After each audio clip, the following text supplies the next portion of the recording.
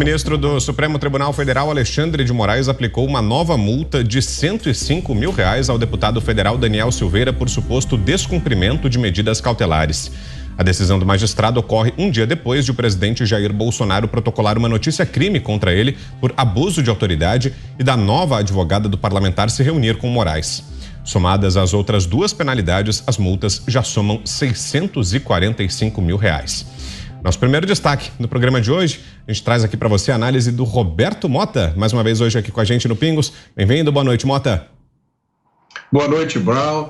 Boa noite a todos os meus colegas comentaristas e boa noite a toda a audiência que acompanha a gente sempre que está aqui nas redes sociais. Pois é, esse caso do Daniel Silveira sai da esfera jurídica para entrar na esfera da ficção.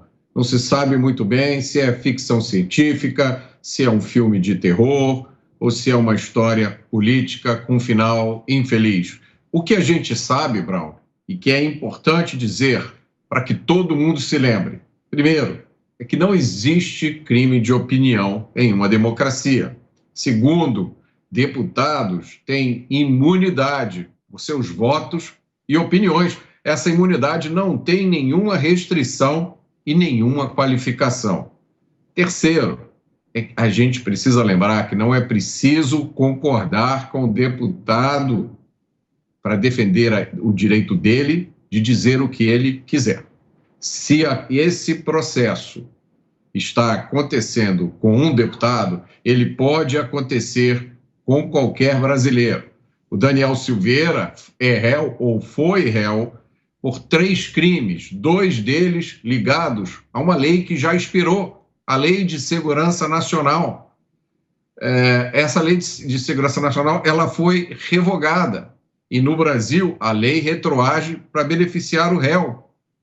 Mais um detalhe muito importante. Essa ação contra o deputado Daniel Silveira foi iniciada pelo Supremo Tribunal Federal. A suposta vítima é um ministro do Supremo Tribunal Federal. E quem julgou o deputado Daniel Silveira, quem presidiu o julgamento, foi o ministro do Supremo Tribunal Federal, que também seria a suposta vítima do suposto crime do deputado. Tudo isso, segundo os juristas, viola vários princípios básicos do direito estabelecidos há muito tempo no Brasil. O último e importante, talvez mais importante de todos, detalhe é que o perdão do presidente Jair Bolsonaro extinguiu esse processo. Esse deveria ser o fim dessa história. Quem está com a gente hoje aqui também é o Ricardo Salles. Boa noite, Salles. Boa noite, Brown. Boa noite a todos. De fato, o que adicionar ao que o Mota já disse, caberia uma reflexão sobre os efeitos do decreto de graça concedido ou assinado pelo presidente da República. Ele é um decreto de eficácia imediata, ou seja, ele surte efeitos imediatamente à sua publicação e, claro, sujeito a essa análise de constitucionalidade. Mas os efeitos são a partir do momento do decreto. Portanto, desde que o decreto foi assinado com a presunção de legalidade, uma presunção, nesse caso, de constitucionalidade também, não parece a decisão mais adequada você permanecer com as penas acessórias ou aquelas relativas às restrições, que são justamente as que ensejam a imposição de multa, etc. Esse decreto do presidente poderia ser um ponto final dessa contenda, né? O Supremo, ainda que haja todas as críticas acerca, como o Mota destacou bem, acerca da origem do inquérito, do ofendido ser também quem o instruiu e julgou, etc.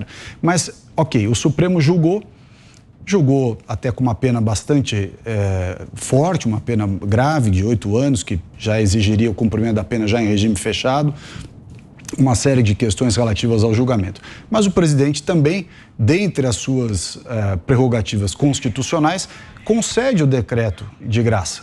E assim sendo, essa é uma discricionariedade do presidente da República. Então, não cabe aí muito juízo de valor acerca da conveniência e oportunidade. É um direito, é uma prerrogativa do presidente da República e ele a exerceu. Portanto, essa contenda, tem essa origem toda nesse contencioso, agora ela estaria pacificada, né, de parte a parte. Ora, infelizmente não é isso que nós estamos vendo e vão se acirrando os ânimos. Ontem nós tivemos, acho que foi ontem ou anteontem, a visita da advogada do Daniel Silveira ao tribunal. Eu, inclusive, destaquei aqui na Jovem Pan que entendia isso como um gesto positivo, de diálogo, etc. Mas parece que, dada essa decisão, que o conteúdo não foi algo que surtiu o efeito desejado, uma vez que adveio a multa inerente ao descumprimento das medidas cautelares. E você, Guilherme Fiuza, que nos dias de mais essa decisão do ministro Alexandre de Moraes, mais uma multa de R$105 mil aplicada ao deputado Daniel Silveira. Boa noite para você, Fiuza. Boa noite, Vitor Brown. Boa noite, Ricardo Salles, Roberto Mota. Um abraço ao mestre Augusto Nunes. Um beijo para Ana Paula Henkel, falar do nosso elenco aqui. E boa noite a todos. O ministro Alexandre de Moraes, ele criou o flagrante perpétuo, né? Aquele famoso vídeo do deputado Daniel Silveira, e ele tem interpretações, ele exerce uma espécie de direito criativo. E ele tem colocado, então, as premissas dele como realidade, como está fazendo agora. Ele age como se a graça concedida não existisse ou não tivesse valia, ou dependesse ainda de uma aferição ou de uma validação dele mesmo ou do Supremo. Então é isso, ele age, né, de acordo com premissas que ele vai criando, vai se sustentando em retórica, em alegações, e evidentemente que esse estado de coisas não é positivo para o direito, não é positivo para a legalidade e o legalismo, e nós não sabemos onde isso vai parar. Essas ações que eu sempre cito aqui, o doutor Ives Gandra, um eminente jurista que se coloca como não só um respeitador, como um admirador do ministro Alexandre de Moraes, com quem, inclusive, já trabalhou em obras literárias, e ele mesmo aponta exorbitância em ações do ministro Alexandre.